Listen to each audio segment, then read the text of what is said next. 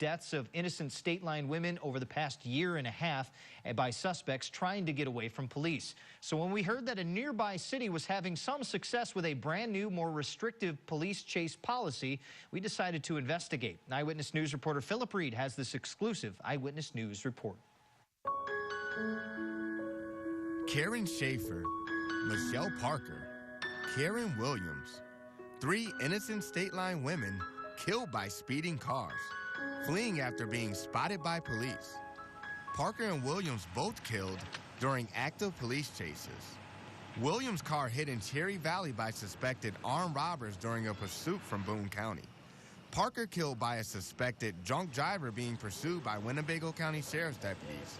In fact, there is nothing more dangerous a police officer can do with regards to public safety than a hot pursuit, especially when you consider statistics which show 40% of pursuits will end in a crash, and 1 in 3 deaths from police pursuits are innocent victims.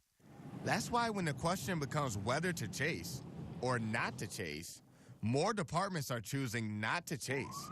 You're looking at video of a Milwaukee police officer pulling over a teenage driver of a stolen van. Notice the teen speeds off as the officer approaches, and the cop calmly walking back to his squad car without giving chase. Milwaukee police drafted a strict no chase policy after a string of tragic deaths. In 1 month, 3 innocent people were killed by fleeing criminal suspects. All 3 deadly accidents happened after officers scaled back their pursuits. But Milwaukee police realized that wasn't enough.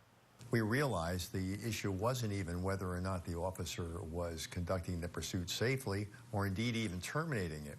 We realized that the decision to initiate the pursuit could still have deadly consequences. And Milwaukee has not had a single pursuit-related death since the policy was adopted.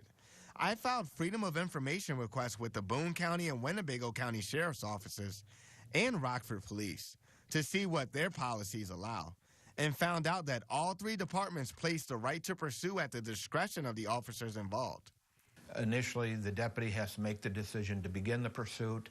A supervisor is monitoring that. Factors considered are time of day, road conditions, traffic, and speed of the fleeing vehicle. There's always a risk involved in everything that we do that has to do with force or the potential use of force. And you have to, again, allow officers the opportunity to do their jobs.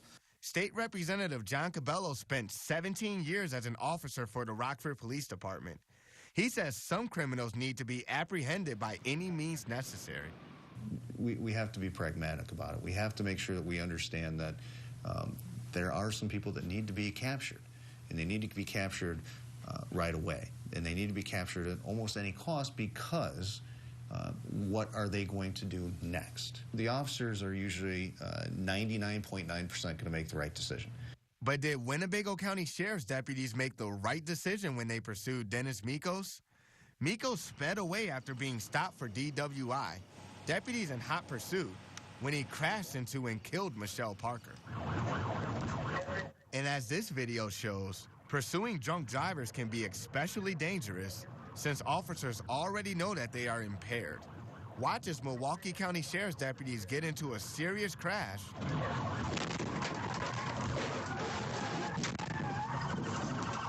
after a suspected drunk driver hits a barrier at high speed. It's incredible that no one, suspect or officer, was killed. That chase likely would not have happened in the city of Milwaukee, where a section of the police policy permitting officers to pursue drunks was redacted from the final version.